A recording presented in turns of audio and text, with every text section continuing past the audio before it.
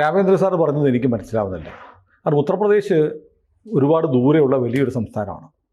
അവിടെ യോഗി ആദിത്യനാഥ് പഠിക്കുന്ന കാലത്ത് SFIയിൽ ചേരാൻ അവസരം ഉണ്ടായി അദ്ദേഹത്തിന് എന്നൊക്കെ പറഞ്ഞിട്ട് എനിക്കങ്ങ് വിശ്വസിക്കാൻ തോന്നുന്നില്ല. കാരണം നോർത്ത് ഇന്ത്യയിൽ, പ്രത്യേകിച്ച് ഉത്തർപ്രദേശിൽ SFI അചിന്ത്യം. അതെങ്ങനെ സംഭവിക്കും? സത്യത്തിൽ ഞാനും ഇത് വിശ്വസിച്ചിരുന്നില്ല. പക്ഷേ the Munk who became chief minister എന്ന പ്രധാനപ്പെട്ട ശന്തനു ഗുപ്ത എഴുതിയ പുസ്തകം, അതിനെ അടിസ്ഥാനമാക്കിയിട്ടാണല്ലോ സിനിമ വന്നിരിക്കുന്നത്. മുഖ്യമന്ത്രിയായ സന്യാസി. അതിനെ അടിസ്ഥാനമാക്കിയാണ് സിനിമ വന്നിരിക്കുന്നത്. സിനിമയുടെ റിവ്യൂ ഞാൻ വായിച്ചു. ഗംഭീര സിനിമയാണ് എന്ന് പറയുന്നുണ്ട്. സിനിമയിൽ ഈ ഭാഗം ഉണ്ടോ എന്ന് എനിക്ക് അറിഞ്ഞുകൂടാ. ഞാൻ ആ പുസ്തകത്തിലുള്ള ഭാഗമാണ് പറയുന്നത്. അവിടെയൊക്കെ വല്ല NSU ചേരാൻ ശ്രമിച്ചു എന്നൊക്കെ പറഞ്ഞാൽ മനസ്സിലാക്കാം. SFIയിൽ ചേരാൻ ശ്രമിച്ച കാര്യമാണ് പറയുന്നത്. എന്ന് പറഞ്ഞാൽ തലനേരെയൊക്കെയാണ് യോഗി ആദിത്യനാഥ് SFIയിൽ നിന്ന് രക്ഷപ്പെട്ടത്. ഇപ്പോൾ ഈ അയ്യപ്പ സംഗമത്തിന് അദ്ദേഹം ആശംസ അയച്ചിരുന്നല്ലോ, അപ്പോഴാണ് ഞാൻ ഇത് വീണ്ടും ഓർത്തത്. അപ്പോൾ യോഗിയെ പിടികൂടാൻ SFIക്കാർ വന്നു. അത് കുടുംബത്തിൽ തന്നെ ഒരു SFIക്കാരനുണ്ടായിരുന്നു. അല്ല, അവിടെ ഉത്തർപ്രദേശിൽ CPM വല്ല സ്വാധീനമുണ്ടോ? പ്രത്യേകിച്ച് സ്വാധീനം ആകെ ആ ഹിമാചൽ പ്രദേശില് കുറച്ച് മാർക്സിസ്റ്റ് പാർട്ടി ഉണ്ട്. പിന്നെ തരിഗാമി എന്ന് പറഞ്ഞ ഒരാളാ കാശ്മീരിലുണ്ട്, ഒരു MLA ആണ് തരിഗാമി. പക്ഷേ ഇത് എന്താ CPM ഇല്ലാത്തടത്ത് SFI കോളേജിന്റെ അകത്ത് ഇപ്പൊ പണ്ട് ഞാൻ മഹാരാഷ്ട്രയിൽ പഠിക്കുമ്പോൾ അവിടെ ABVP എന്ന് പറഞ്ഞാൽ എത്ര പേരുണ്ടാവും? 2-3 പേരുണ്ടാവും എന്ന് പറഞ്ഞ പോലെയൊക്കെ ഉള്ളൂ. ഇപ്പൊ മണിരത്നത്തിന്റെ മകൻ SFI ആയിരുന്നു എന്ന് പറയുന്ന പോലെ ഒക്കെ നമുക്ക് കരുതാം. തമിഴ്നാട്ടിൽ എവിടെയാണ് ഈ SFI ഉള്ളത്? 1991 ഉത്തരാഖണ്ഡിലെ പോരി ഗർവാൾ അവിടെ PG ഗവൺമെന്റ് കോളേജിൽ, കോട്ട്ദ്വാർ PG ഗവൺമെന്റ് കോളേജിലാണ് അജയ് ബിഷ്ട് പഠിച്ചുകൊണ്ടിരുന്നത്. അജയ് ബിഷ്ട് എന്നാണ് യോഗി ആദിത്യനാഥിന്റെ പേര്. അന്ന് അജയ് ബിഷ്ടിന്റെ കാലത്തെ കഥയാണ് നമ്മൾ പറയുന്നത്. അപ്പോൾ ഈ അജയ് ബിഷ്ടിന് വിദ്യാർത്ഥി രാഷ്ട്രീയത്തിൽ താല്പര്യം വന്നു. സഹോദരിയുടെ അളിയൻ, സഹോദരിയുടെ ഭർത്താവിൻ്റെ സഹോദരൻ ജയ്പ്രകാശ് SFIയിലാണ് പ്രവർത്തിച്ചിരുന്നത്, ഇതേ കോളേജിൽ തന്നെ. അപ്പോൾ ജയ്പ്രകാശ് ഇങ്ങനെ വഴിതെറ്റിച്ച് ഇതേ കോളേജിൽ തന്നെ സ്വാധീനിച്ച് നമുക്ക് ഒരു 2 ദിവസം കഴിഞ്ഞ് SFIയിൽ ചേരാം എന്നൊക്കെ പറഞ്ഞു.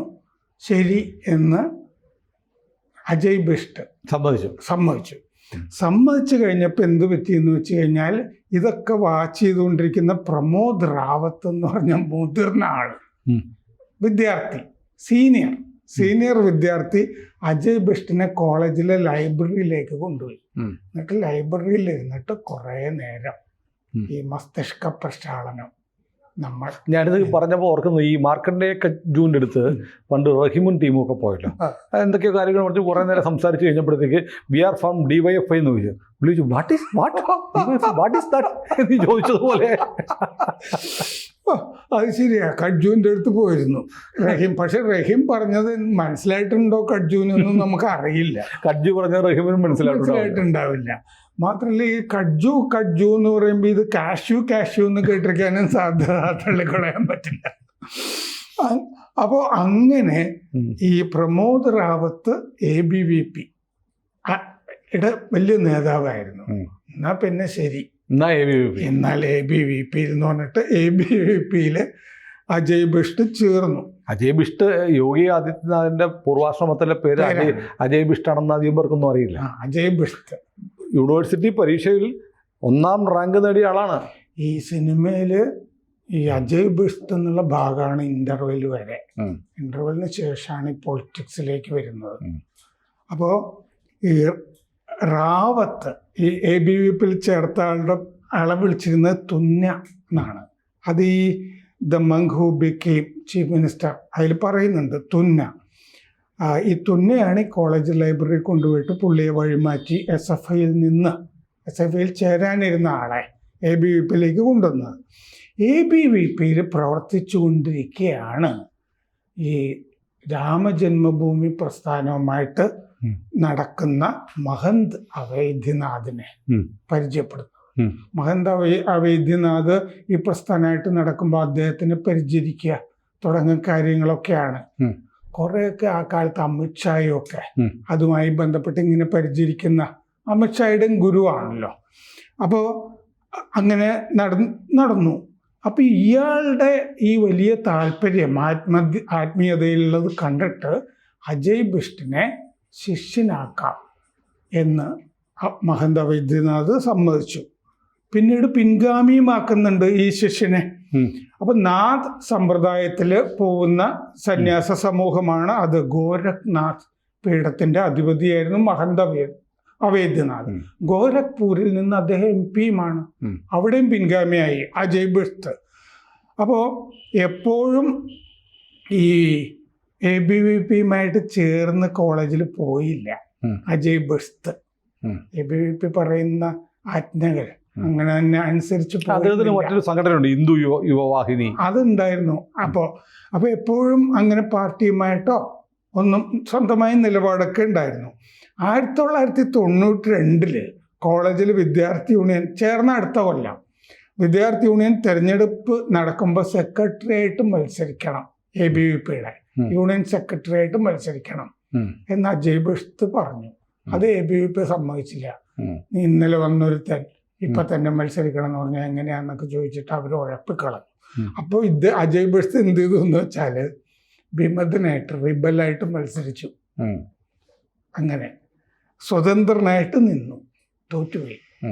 പുള്ളി മത്സരിച്ചിട്ട് തോറ്റുപോയ ഏക സംഭവം തോറ്റുപോയ ആദ്യത്തെയും അവസാനത്തെ തോൽവിയാണ്. 1993 നവംബറിൽ ഗ്രാമത്തിൽ നിന്ന് ഇങ്ങേര് വീട്ടിലൊന്നും പറയാതെ പുറപ്പെട്ടു പോയി. അത് കഴിഞ്ഞ് ഗോരഖ്നാഥ് പീഠത്തിൽ സന്യാസിയാകാനാണ് പോയത്. വീട്ടുകാർ ചിലപ്പോൾ കരഞ്ഞു വിളിക്കുന്നുള്ളതുകൊണ്ട് പറയാതെ പോയതാണ്. 1994 ഒരു പ്രാദേശിക പത്രത്തിൽ മഹന്ത വൈദ്യനാഥിൻ്റെ പിൻഗാമി ആകും ഈ അജയ് ബിഷ്ത് എന്ന് പറഞ്ഞിട്ട് റിപ്പോർട്ട് വന്നപ്പോഴാണ് മാതാപിതാക്കൾ ഇത് അറിയുന്നതും ലൊക്കേറ്റ് ചെയ്യുന്നതും ഈ മകനെ. അപ്പോൾ ഗോരഖ്പൂരിൽ ചെന്നിട്ട് അച്ഛൻ ആനന്ദ് ബിഷ്ത്, അമ്മ സരിത ദേവി അവര് കണ്ടു. അപ്പോൾ കാവി വേഷമൊക്കെ ഇട്ടാണ് മകനെ കാണുന്നത് ആദ്യമായിട്ട്. വലിയ വിഷമം ഉണ്ടായി അവർക്ക്. അപ്പോൾ 2 മാസം കഴിഞ്ഞ് സ്വന്തം ഗ്രാമത്തിൽ ഈ ശങ്കരാചാര്യര് എങ്ങനെ സന്യാസിയാകണം എന്നൊക്കെ പറഞ്ഞിട്ടുണ്ടല്ലോ. അപ്പോൾ ഉഞ്ചവൃത്തി എന്ന് പറഞ്ഞ പരിപാടി ഉണ്ട്. ഭിക്ഷ എടുക്കാനായിട്ട് പോകണം എല്ലായിടത്തും. അമ്മയുടെ അടുത്ത് നിന്ന് വേണം ആദ്യം ഭിക്ഷ എടുക്കാൻ. അങ്ങനെ 2 മാസം കഴിഞ്ഞ് ഗ്രാമത്തിൽ അമ്മയുടെ അടുത്ത് ഭിക്ഷ എടുക്കാനായിട്ട് എത്തി. അന്ന് മുതൽ അച്ഛനും അമ്മയും ഇയാളെ ഈ യോഗി ആദിത്യനാഥിനെ മഹാരാജ് ജി എന്നാണ് വിളിക്കുന്നത്. അജയ്ന്നോ ഒന്നുമല്ല വിളിക്കുന്നത്. 5 തവണ പിന്നെ MP ആയി. ഇപ്പോൾ Ajey the untold story of a Yogi എന്ന് പറഞ്ഞ സിനിമ വന്നു കഴിഞ്ഞ സമയമാണ്. പരേഷ് റാവലാണ് മഹന്ത വൈദ്യനാഥിനെ അവതരിപ്പിക്കുന്നത്. ആനന്ദ് ജോഷി യോഗി ആദിത്യനാഥിനെയും. ഇവർ തമ്മിലുള്ള കോമ്പിനേഷൻ ഗംഭീരമാണെന്നാണ് റിവ്യൂകളിൽ കാണുന്നത്. ആ മുഹൂർത്തങ്ങൾ ഒരുപാടുണ്ടല്ലോ സിനിമയുടെ ആദ്യ ഭാഗത്ത്. അത് ഗംഭീരമായിട്ടുണ്ട് എന്ന് പറയുന്നു. ഇപ്പോൾ നമ്മുടെ ഈ ആശംസ അയച്ചു കൊടുത്തില്ലേ, ഈ ആശംസ എന്നാ പിന്നെ BJPക്ക് ഇട്ടൊന്ന് വെക്കാം എന്നൊക്കെ വിചാരിച്ച് ചെയ്തായിരിക്കും. സനാതന ധർമ്മത്തെ സംരക്ഷിക്കണം എന്നൊക്കെ അതിൻ്റെ അകത്തുള്ളൂ. ധർമ്മ സംരക്ഷകൻ അയ്യപ്പൻ എന്ന് പറഞ്ഞാൽ സനാതന ധർമ്മ സംരക്ഷകൻ എന്നല്ലേ. മാത്രമല്ല പുരാതന ജ്ഞാനം, പൈതൃകം ഇതെല്ലാം നമ്മളെ ചേർത്ത് നിർത്തും. നിർത്തുന്ന പറഞ്ഞാൽ ഹിന്ദു ഐക്യത്തെ ശക്തിപ്പെടുത്തും എന്നാണ് അദ്ദേഹം പറഞ്ഞിരിക്കുന്നത്. സന്മാർഗ പാതയിലേക്ക് ഇത് നയിക്കും. അയ്യപ്പൻ നമ്മളെ സന്മാർഗ പാതയിലേക്ക് നയിക്കും എന്നുള്ളതാണ്. അതും മാർക്സിസ്റ്റുകൾ സനാതന ധർമ്മത്തിലേക്ക് വരട്ടെ എന്നല്ലേ ആശംസ. അതെ അതെ അല്ല, വന്നു തുടങ്ങി. ഇപ്പം ഞാനൊരു ഇത് കണ്ടു, ഈ ലോക സിനിമയ്ക്കകത്ത് ഈ നഗരത്തിൽ താമസിക്കുന്ന രക്ഷസ് രക്തം കുടിക്കാൻ പോകുന്ന സീനിട്ടല്ലോ. അതുപോലെ ഈ രക്തം കുടിക്കുന്ന പല്ലുകൾ ഊരി വെച്ചിട്ട് പിണറായി വിജയൻ അയ്യപ്പ സംഗമത്തിന് പോകുന്നു പറഞ്ഞൊരു കാർട്ടൂൺ കണ്ടു ഞാൻ. മാത്രമല്ല അദ്ദേഹം അയ്യപ്പൻ്റെ ചിത്രമൊക്കെ വാങ്ങും. അതെ അതെ അതെ. പിണറായി അയ്യപ്പൻ രക്ഷിക്കട്ടെ, രക്ഷിക്കുമെങ്കിൽ. കൂടുതൽ വാർത്തകളും വിശേഷങ്ങളും നിങ്ങളിലേക്ക് എത്താൻ ABC മലയാളം സബ്സ്ക്രൈബ് ചെയ്യുക, ബെൽബട്ടനും അമർത്തുക.